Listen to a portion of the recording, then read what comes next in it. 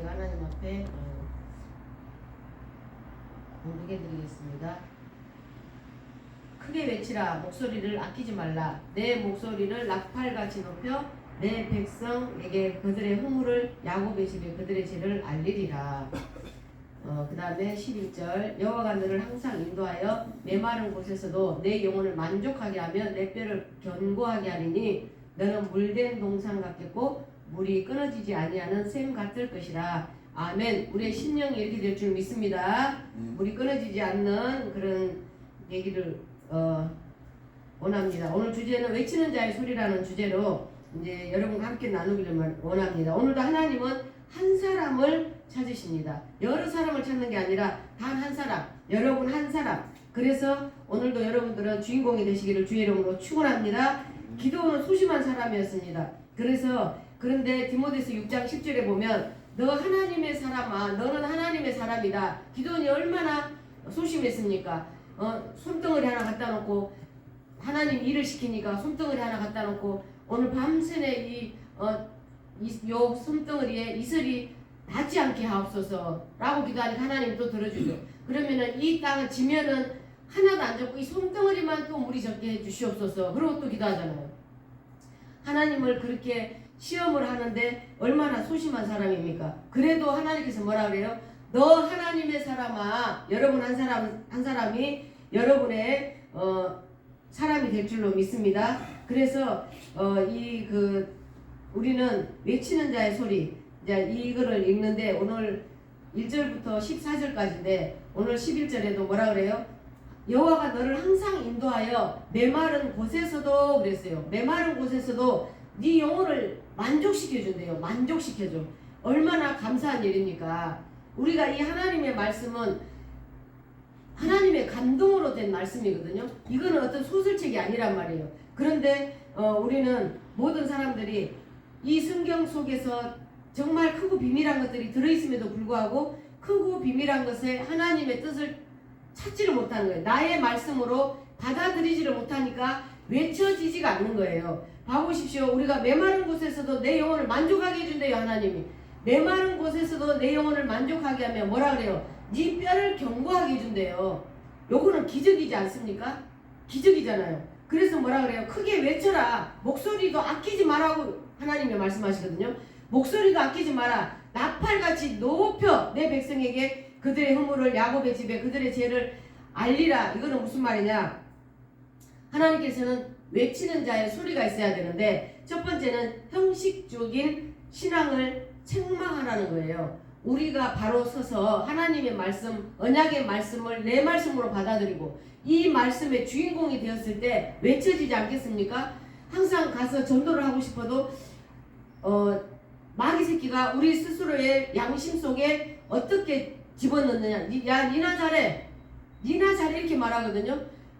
의인은 없나니 하나도 없다 그랬어요. 그러나 믿음으로 의인이 된 것이지 행실로는 의인 된 사람이 아무도 없다 이 말이에요. 그러면 저는 이제 먼저 이렇게 이야기를 해요. 어떻게 이야기를 하느냐면 교회 다니는 사람들이 이렇게 말하잖아요. 아이고 어떻게 잘하셨습니까? 교회는 쓰레기들이 모인 곳이에요. 거기에서 하나님이 빛나는 주석으로 만드는 거예요. 교회 다닌다고 다 착한 사람 아니에요. 교회 다니는 사람들이 거짓말도 많이 하고 사기도 더 많이 칩니다. 제가 먼저 그렇게 말해요. 왜 그렇게 말하냐? 진짜로 교회 와서 사기치고 거짓말하는 사람들 얼마나 많습니까? 왜? 자기의 필요를 수익을 갖고 가기 위해서 한다 이 말이에요. 과연 자기들이 사업하는 사람들이 어려운 교회, 힘든 교회에 다니려고 하겠습니까? 안 합니다. 왜? 자기가 돈을 못 버니까. 그래서 큰 교회를 다닌다 이 말이에요. 그러니까 나는 어떤 소리를 외쳐야 되느냐? 내가 만난 하나님을 외쳐야 된다는 거예요. 말씀에 믿음이 있어야 된다 이 말이에요. 한번 여러분들도 다 행해봤을 거예요. 다 체험해봤을 거라 이 말이에요. 그래서 오늘 8절에도 보면 어떻게 해요? 네가 소리쳐 외쳐봐라. 그리하면 내 빛이 새벽같이 비칠 것이며 내 치유가 급속할 거래요. 외쳐라. 믿음으로 외쳐. 그랬을 때 뭐라 그래요? 내 공의가 내 앞에 행하고 여호와의 영광이 내 뒤에서 호위하는데요. 무엇을 외쳐? 주의 말씀, 주의 복음을 외쳐. 형식적인 신앙을 책망하고 권면하고 나가라는 거예요. 왜? 하나님께서 여호와의 영광이 너의 뒤에서, 집사님들의 뒤에서, 성도들의 뒤에서 호위해 주신대요. 이거 기적 아닙니까? 우리가 무엇이 간데 하나님의 영광이 우리를 뒤에서 호위해 주십니까? 이 말씀 속에서 팔딱 뛰고 춤추고 노래 불러야 되는 상황이에요. 지금 이 58장에 나오는 1절로부터 14절까지 있는 이 말씀은 정말 우리가 춤추며 뛰어야 될 말씀이다 이 말입니다. 우리가 무엇이 간데 여호와의 영이 우리의 뒤에서 호위까지 해준대요. 외치고 나아갈 때 마른 곳에서 우리의 영혼을, 메마른 사막에서 우리의 영혼이 만족해하고 우리 뼈가 경곡해지고 물된 동상 같고 물이 끊어지지 아니하는 복을 주신다는 거예요. 하나님을 바로 믿어갈 때, 똑바로 믿어갈 때 하나님께서는 그렇게 하신다 이 말입니다. 그래서 우리는 형식적인 신앙을 우리는 타파해야 된다. 교회 온다고 천국 가는 게 아니라 교회 다니는 거하고 구원 받은 거하고는 다르다 이 말이에요. 교회 다니는 것과 영생을 얻는 것과는 천지차별이다 이 말이에요. 다르다 이 말이에요. 여러분들 교회 가면 다 구원받는다, 천국 간다 이야기 하시거든요. 목사님들의 그 속임에 넘어가지 말라는 거예요. 다 교회 다닌다고 천국 가겠네? 다 예수 믿으면 다 천국 가겠네? 그런 거에 하지 마시고 참 복음을 알으라 이 말이에요. 참 복음. 말씀 속에 참 하나님을 알으라 이 말입니다. 진짜 하나님을 내가 만났으면 외쳐야 된다는 거예요. 어떻게 참 하나님을 만났는데 우리가 외치지 않겠느냐 이 말입니다. 그래서 어떤 것이든지 우리는 외쳐야 되는데 여기에서 하나님께서 뭐라 그러냐면 스가랴 3장 2절에 보면 여호와께서 사탄에게 이르시되 사탄아 예루살렘을 택한 여호와께서 너를 책망하노라. 불에서 꺼낸 거슬린 나무가 아니냐 하실 때에 보니까 여호수아가 더러운 옷을 입고 천사 앞에 서 있다 이 말이에요. 이거는 무슨 말이냐? 사탄들은 다 어둠 속에서 속해 있어요. 여호수아는 정말 그 예수의 이름으로 다 예수가 시킨 대로 다 하잖아요. 그 여호와께서 시키는 대로 다 하잖아요. 다 시키는 대로 여호와 하나님이 시키는 대로 다 해왔는데 사탄은 끊임없이 우리를 넘어뜨리고 다 넘어뜨렸다 이 말이에요. 그래서 우리는 어떻게 하든지 우리는 외치는 자가 돼야 되는데 형식적인 것에서 우리는 깨뜨려져야 된다. 그냥 주일 되니까 교회 간다. 어떤 분이 제가 지난주에 이제 상담을 하고 왔어요. 2000년도에 저와 같이 다녔던 그 같은 이제 집사님인데 지금 이제 안수 집사님이 되었어요. 그래가지고 저한테 제가 상담을 전화가 왔더라고요. 뜬금없이 전화가 와서 목사님 교회로 다닐까라는 생각이 든다 그래요. 그래서 이제 교회 오라는 이야기는 안 했고 이제 아마 다음 주부터 나오실 겁니다. 그런데 그분이 제가 어떻게 물었냐면 다른 사람이 이제 뭐 교회 그만큼 다녔으면 됐으니까 이제 교회 그만 다니고 낚시나 다니자고 이야기를 했대요. 그래서 뭐라고 말했느냐 하니까 자기는 주일날은 꼭 교회를 가야 된다는 생각이 있었대요. 그래서 제가 뭐라고 이야기를 했냐면 지금 죽어도 천국 갈 수 있다는 믿음 있냐고 물어봤어요. 아무 말도 안 하는 거예요. 그러니까 교회만 가지. 주일날 그러니까 이분은 형식적인 틀에 있는 거예요. 그게 무슨 말이냐? 주일날은 꼭 교회 간다는 그 믿음이 있는 거라. 그러니까 천국 가는 믿음, 구원받았다는 거, 영생한다는 그 믿음은 없고 주일날 교회에 가야 된다는 그거 하나만 들어있는 거예요. 그래서 제가 야단을 막 쳤어요. 이제 뭐 세상적으로는 나이가 뭐 59년생이더라고요. 그런데 저는 나이를 몰랐습니다. 그렇게 같이 한 교회를 10년 넘게 다녔어도. 그랬는데 그분한테 제가 그랬어요. 그러면 교회 다닐 필요가 없다. 예수가 내 구주로 믿어지지 않는데 교회 다닐 필요는 뭐 있냐 주일날. 우리 교회 올라하지 말고 이 가까운 데 아무 데나 교회 가라고 제가 이제 그렇게 이야기를 했어요. 그런데 이제 자기는 같이 교회 다닐 때도 아주 끝발나는 말투였는데 목사님 되니까 더 끝발나는 말투시네요. 그래서 그게 아니라 우리는 어떻게 하나님을 믿고 가야 될 것이냐, 하나님을 예수를 어떻게 믿을 것이냐, 그게 중요하다는 거죠. 그래서 나는 옳은 복음을 외치는 자가 되고 싶기를 원하는 목사거든요. 옳은 복음, 교회 열심히 다녀야지 복을 받고. 아니요. 교회 열심히 다니는 거는 내 열심이에요. 아시겠죠? 교회 다니는 거 열심은 내 열심이라고. 이게 아니라 예수님을 만나고자 하는, 예수님을 부르는, 주님을 어떻게 하든지 예수를 부르고 예수님의 구원에 참여하고 하나님 다시 오심을 또 영생을 우리는 거기에 열정을 가지고 주님과 나와의 관계가 바로 돼야 되는 거지. 교회 열심히 다니는 거는 내 열심이란 말이에요. 내 열심은 하나님이 인정을 안 해요. 내 열심을 깨뜨려야 된다는 거예요. 그것도 형식적인 거예요. 두 번째는 제약의 행위를 통렬하게 비판해야 된다. 페르소나라고 들어보셨죠? 페르소나, 두 얼굴. 그러니까 제약의 행위를 통렬히 비판해야 된다. 우리 기독교인들이 그런 경우가 되게 많죠. 지금 어느 큰 교회 그 목사님이 교도소 가 계시는데, 교회가 기독교가 지금 너무 조용합니다. 너무 조용해요. 그 목사님이 자기 혼자 잘 살려고, 아니요, 엄청난 크게 큰 교회입니다. 그런데도 어느 교회 하나 나서지가 않아요. 왜? 자기들 교회 피해 입을까봐. 지금은 우리는 어느 때에 살고 있느냐? 여의도 순복음 그 큰 교회도 들어갔다 그러더라고요. 하는 거.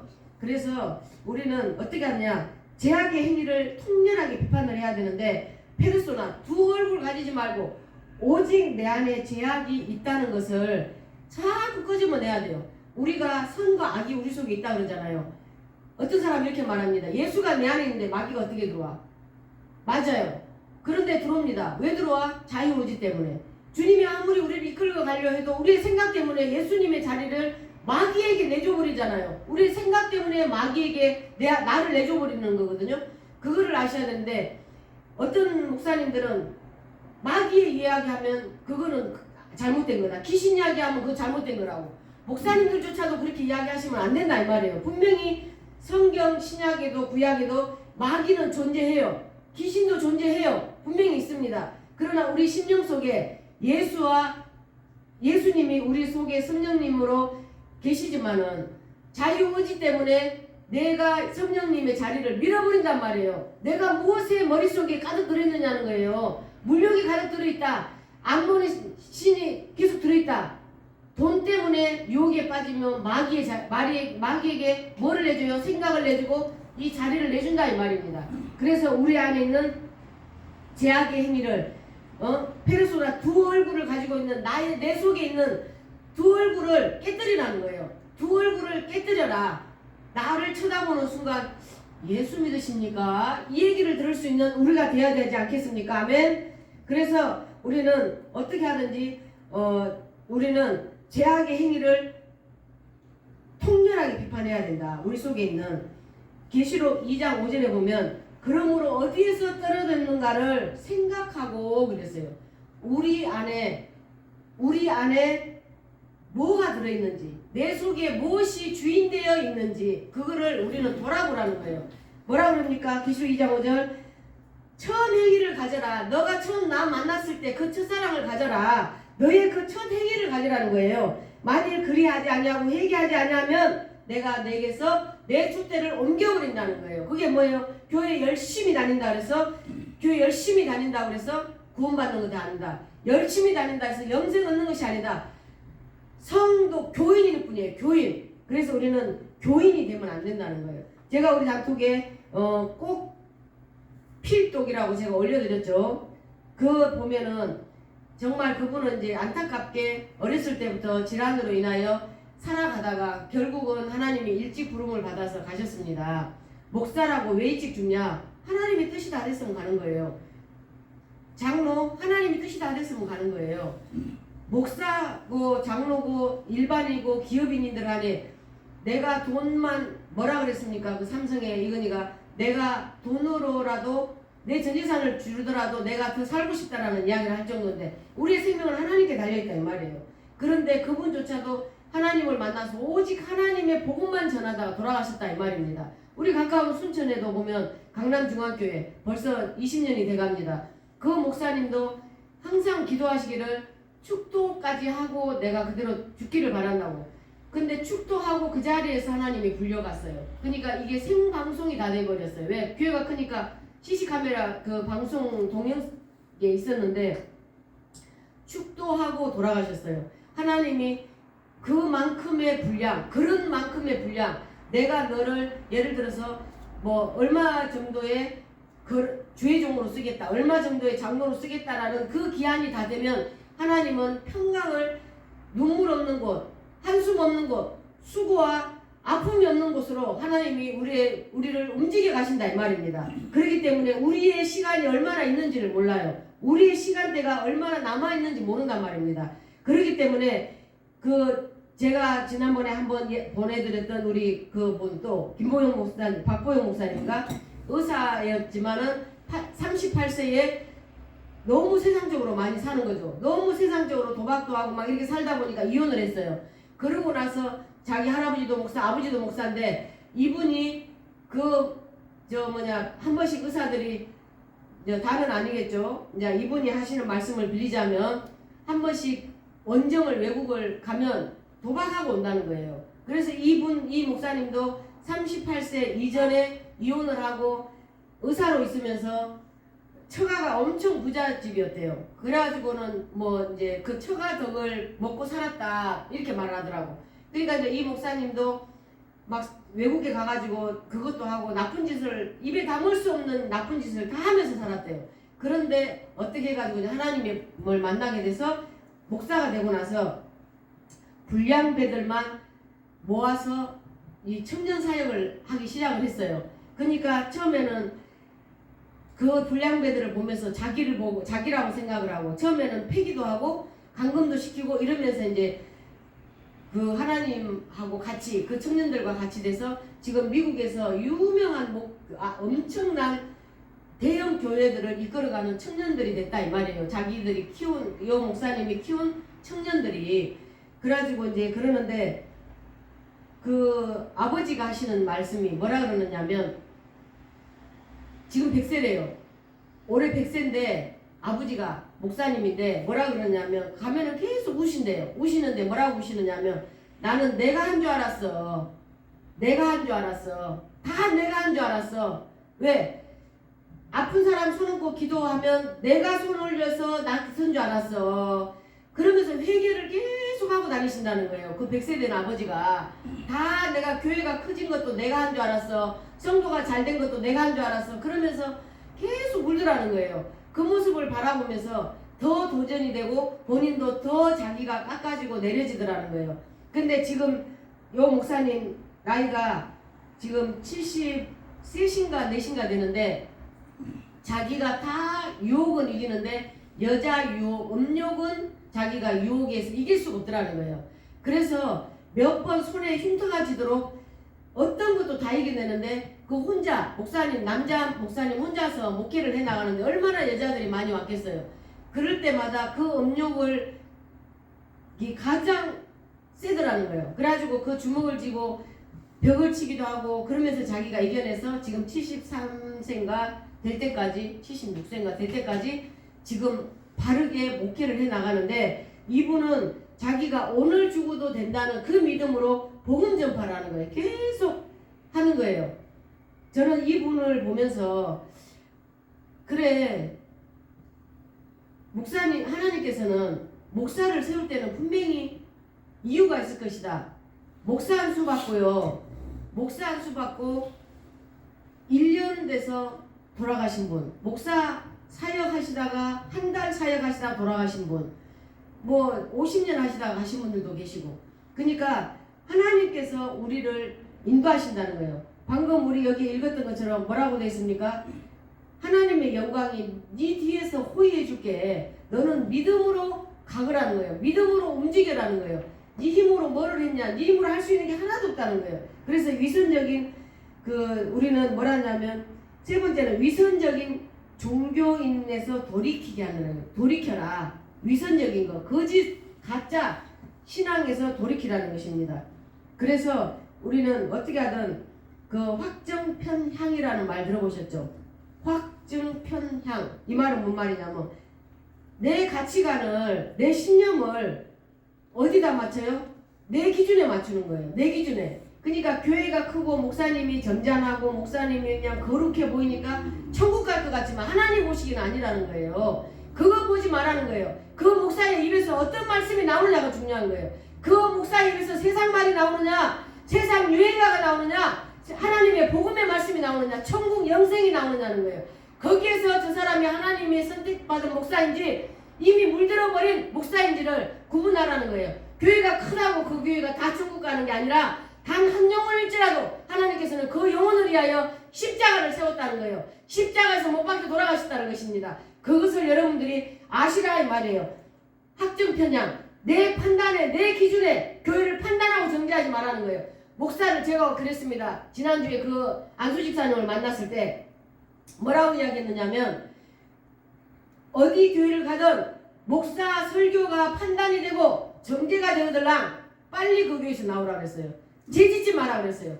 목사는 하나님의 손에 달려있다. 판단하고 정죄하는 거는 하나님의 손에 목사는 달려있기 때문에 목사에게 불평이 생기거나 설교가 말씀에 안 들어오면 빨리 그 교회를 떠나라. 그리고 그 교회에 뼈를 받겠다, 뼈를 심겠다 말 입에도 넣지 마라 그랬어요. 왜? 하나님이 움직이시면 움직이는 거야. 하나님이 가라면 가는 거예요. 어딘 내가 내 통뼈라고 나는 여기서 뼈를 심겠다. 하나님이 그 교회에다가 뼈를 묻으라 그랬나요? 그 성경에 안 나와 있는 말은 자기 스스로 하면 안 돼. 그게 바로 자기의 확증편향, 자기의 이기심, 자기의 신념, 자기의 교만, 아집에 들어가 있다 이 말입니다. 그래서 어디 교회나 하나님은 다 살아계세요. 어디 교회나. 우리 교회만 하나님 살아계시는 게 아니라 이 말입니다.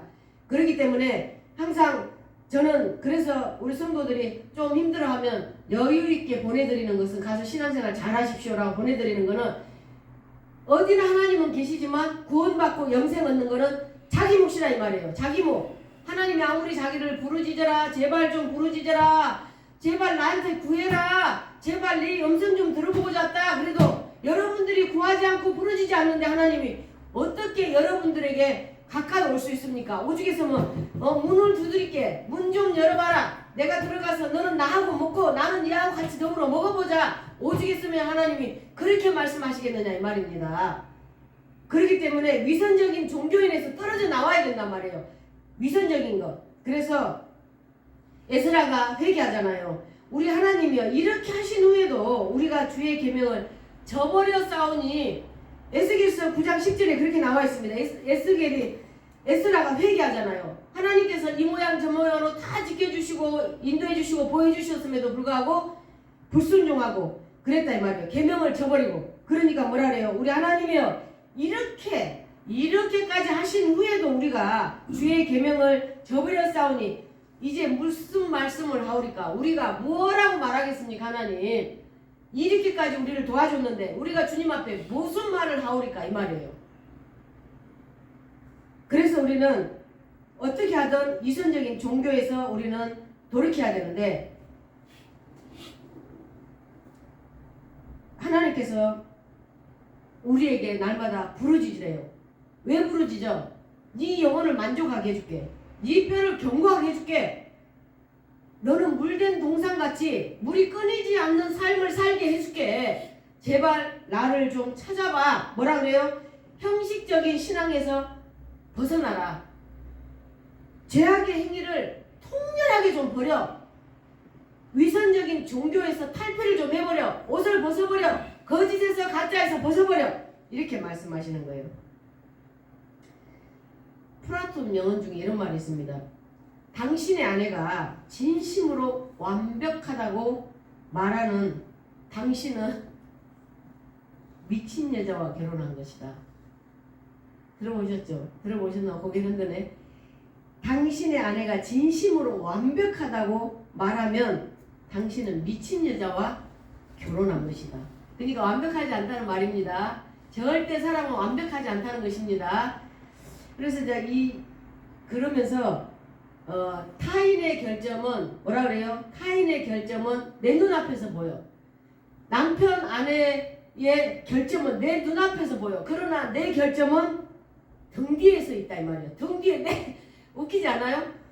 타인의 결점은 내 눈앞에서 맨날 보여. 그래서 판단하고 정죄를 해. 근데 내 결점은 내 등 뒤에가 있다 이 말이에요. 그러니까 나는 몰라. 그러죠? 그러다 보니까 모두가 다 성도들 한 사람 한 사람을 판단을 하되 내 참 신앙은 내가 볼 줄 모른다 이 말입니다. 요즘 여기에 맞는지 틀리는지는 모르겠습니다. 이렇게 보면은 요즘은 어떤 사람들이 이렇게 맞느냐면 우리 보면은 어떤 게 있느냐면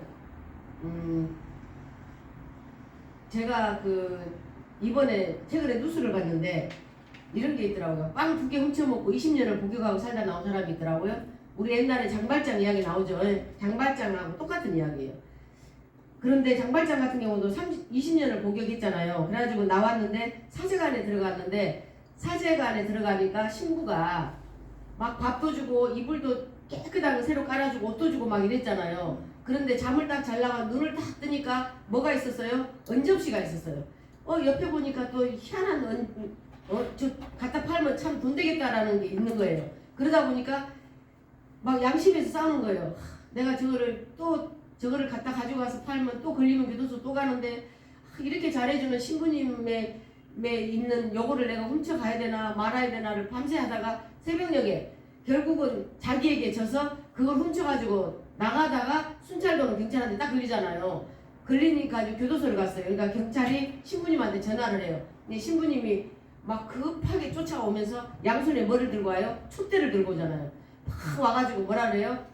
아이고 내가 형제님 이 촛대까지 챙겨줬는데 아니 이 촛대는 왜 안 가지고 가셨습니까? 같이 가지고 가시라니까. 거기에서 보고 장발장이 회심을 하잖아요. 왜? 그 마음에 엉어리져 있던 모든 것들이 녹아졌다는 거. 그러니까 우리는 어떻게 살아야 돼요? 형식적인 신앙을 우리는 형식적으로 가짜 신앙을 내버리라는 거예요. 제약이 우리 속에 세상 사람들 보기에는 세상 착해 보여. 그러나 내 안에 악이 존재했다는 것을 깨뜨려 버리라는 거예요.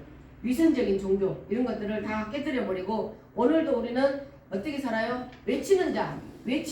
그래서 14절에 내가 여호와 안에서 즐거움을 얻을 것이라. 우리가 그렇게 살면 여호와 앞에서 즐거움을 얻을 것이래요. 14절에 내가 너를 땅의 높은 곳에 올리고 내 조상 야곱의 기업으로 기르리라. 여호와의 입의 말씀이니라. 아멘. 기도하겠습니다. 사랑의 아버지 하나님 감사합니다. 우리는 형식적인 신앙, 제약 속에 물들어 있는 행위, 위선적인 종교들을 다 깨뜨리며 주님 안에서 승리하는 삶을 살아드릴 수 있게 도와주시옵소서. 감사합니다. 이 약속의 말씀을 믿고 우리는 나아가겠사오니 하나님 행하여 주시옵소서. 감사함 예수님 이름으로 기도합나이다. 아멘.